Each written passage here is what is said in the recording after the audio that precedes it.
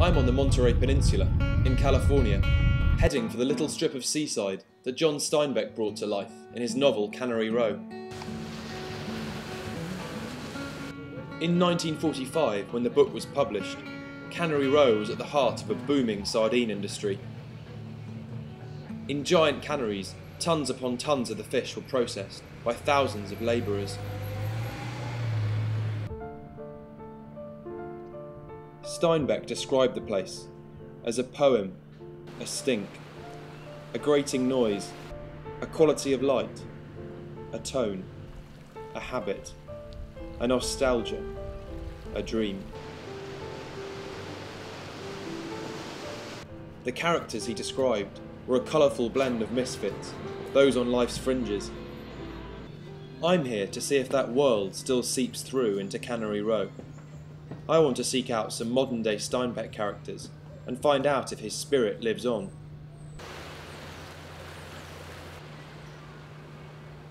When the sardines were all fished out in the 70s, the canneries closed and the gift shops opened.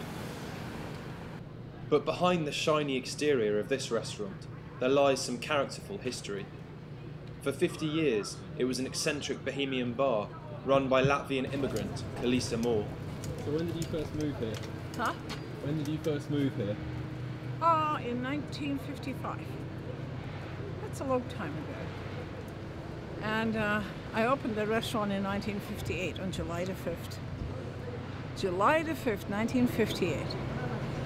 And it was closed on March the 5th, 2006.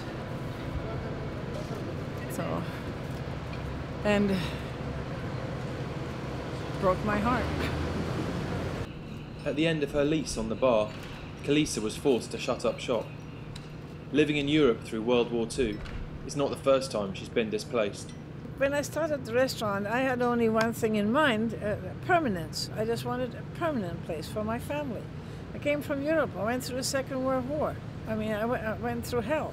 So I went to the bombing of Dresden. I'm one of the people that survived. When you have a restaurant and it's a small place, it's sheer hard. It's really hard. It's you don't have any family life, really. And I regret that, of course, but I had to provide for my family. My husband was a soldier. He was a soldier through and through, and he was not a restaurant operator. So you ran the business on your own, really? Yes, I did. And with whoever came along and helped. Yes. Kalisa invites me to the local TV show she hosts, and it's here I meet some of the characters who helped her run the bar.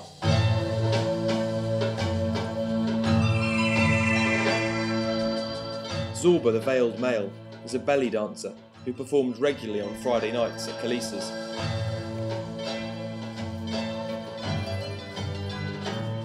Zorba fills me in on what those Friday nights were like. It was bohemian. It was, very free and open and accepting of everybody and their differences and their humanity.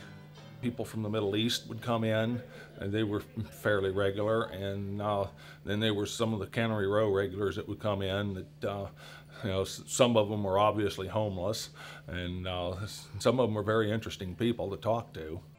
I can't help but feel that Kalisa's gatherings owed much to a Steinbeck legacy, with their kaleidoscope of partygoers from the whole social spectrum. And the spirit lives on in Zorba. A male belly dancer is quite unusual? Fairly. I'm certainly not the only one. I'm not the first. It's a quest, for me, it's a quest for beauty. The world has forgotten the concept of masculine beauty in recent centuries, and that's something that I really want to connect myself with.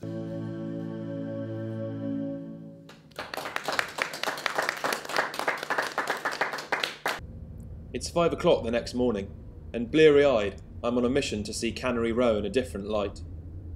Steinbeck, with a kind of awe, had described sunrise on the waterfront in poetic phrases, and I wanted to experience this sacred hour for myself.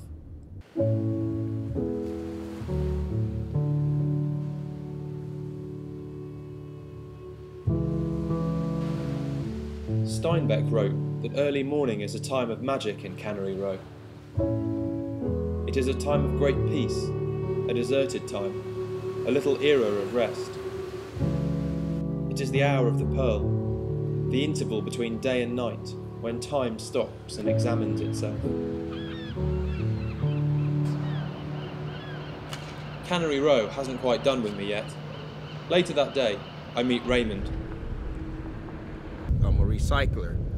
I collect the bottles and cans and whatnot. And I have certain contracts with certain motels, so it's kind of a steady income.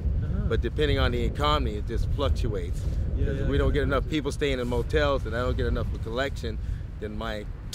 so I go like a daily scale. It's like the fishermen out here. Sometimes you're gonna catch a lot of fish and other days it might be a little dry. And do you have family around here as well? Oh yeah, my father and my brother. Yeah, they live in Pacific Grove. And that's do you see a bit of them? Oh, every once in a while, yeah. At least once every couple of weeks I see my father or talk to him about that. My brother I hardly see because he does his own little thing. And what does your dad make of you living outside now? Does he he accepts it, you know. Now he's starting to see he had to grow into it and stuff. He's like I said, ex-military. And what is he on? He must be under blah blah blah blah blah, and the embarrassment part. And now he just finds out that he's like, well, that's just my son, and that's what he does. One of my favourite characters in Steinbeck's book is Mac, a free spirit who lives under a cypress tree in a vacant lot. It's good to see there's still space on Cannery Row for every kind of existence. And I've been out since 1998, so I've gotten quite used to it, or acclimated, so I wouldn't know what to do if I went indoors. I feel so confined. So, is that true? Yeah, it just gets like claustrophobia sometimes. Yeah. So. It's interesting that, isn't it, that you just get so used to it that other ways feel odd or weird, right. And you don't enjoy it. Yeah, exactly. So I never thought it would happen. Yeah, so there's like these different phases it goes through and stuff. First, when you end up out here, it's some kind of shock thing that goes on for a year. Like you can't believe this that I'm here. Then the second year is like learning experience. You got to catch the other cats and listen to the older dudes how to go on, and after that you find a niche.